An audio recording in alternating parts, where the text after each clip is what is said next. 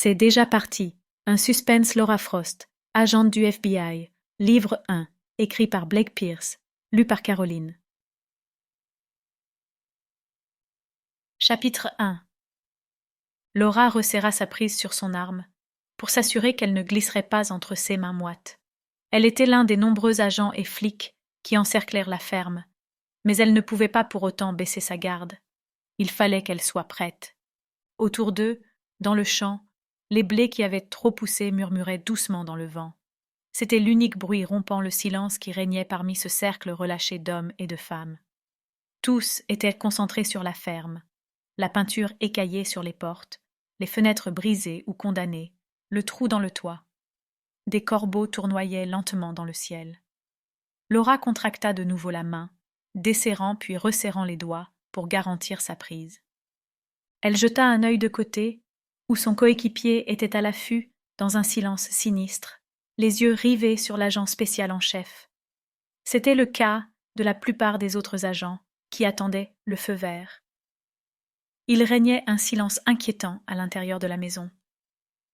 Laura se mordit la lèvre et cala une mèche de ses cheveux qui menaçait de s'envoler derrière son oreille. Elle avait l'impression que des fourmis lui grouillaient sous la peau, et l'attente était presque trop dure à gérer. Il y avait tant en jeu. S'il ne menait pas cette opération à bien, l'homme qui avait enlevé la fille du gouverneur aurait le temps de faire de sacrés dégâts. Le manque de contrôle qu'elle avait la dérangeait, mais dans le même temps, elle était ravie de ne pas porter la responsabilité de décider quand et comment donner l'assaut. Au cours de sa carrière, elle avait participé des dizaines d'interventions, mais jamais alors que la vie d'un enfant était en jeu. Plus nous attendons, plus nous prenons le risque qu'il nous voie, siffla Nate, qu'elle seule pouvait entendre. Laura lui adressa un hochement de tête imperceptible. Le ravisseur était très certainement armé. Combien de temps allait-il lui laisser avant d'entrer? Nate ne cessait de s'agiter à ses côtés, et d'instinct, elle leva les yeux sur lui. Nathaniel Lavoie, son coéquipier au FBI depuis plusieurs années, n'était pas très doué pour les opérations qui requéraient de la discrétion. Son mètre 90 se remarque dans une foule, et il la surplombait. Elle lui arrivait aux épaules, qu'il avait à cet instant tendues et crispées. Tous ses muscles étaient fléchis, prêts à l'action. Sa peau noire était parsemée de perles de sueur ici et là, mais il était totalement concentré, ses yeux marrons et vifs rivés sur la maison. Elle était plus à l'aise de savoir qu'il était autant sur le qui-vive qu'elle. Laura prit une grande inspiration pour tenter de se calmer. Elle attendait un signe de main, concentrée. Quand elle jeta un œil à l'agent spécial responsable de l'opération, elle fut prise d'une terrible inquiétude. Il tenait un mégaphone à la main. Non. Il devait y avoir une erreur, non? Il n'y avait pas encore suffisamment d'agents sur le terrain. Ils attendaient toujours des renforts. S'ils devaient entrer, Laura pensait que la meilleure chose à faire serait de prendre les lieux d'assaut, pas de lui laisser le temps de réagir. S'ils abandonnaient l'élément de surprise, le ravisseur pourrait finir par sérieusement blesser la gamine. Ou alors, sortir les mains en l'air, se rappela Laura. Son cœur battait à tout rompre, à un rythme douloureux.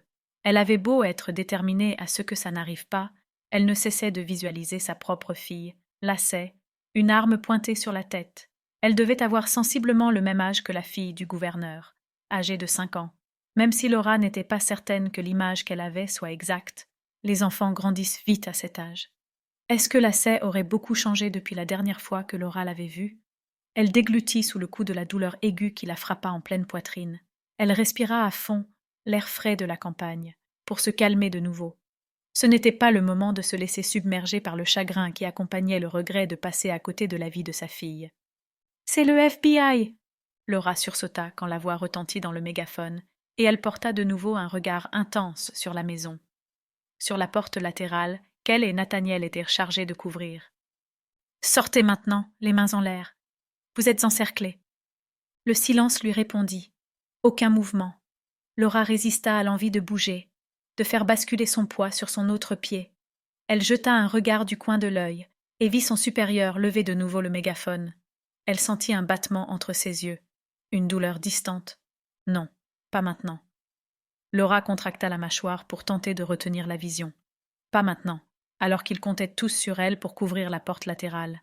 Si le ravisseur sortait par là, et qu'elle n'était pas sur le coup, et qu'il leur échappait si Nathaniel n'était pas capable de le couvrir seul, si l'enfant mourait parce qu'elle n'était pas à la hauteur, jamais Laura ne pourrait se le pardonner.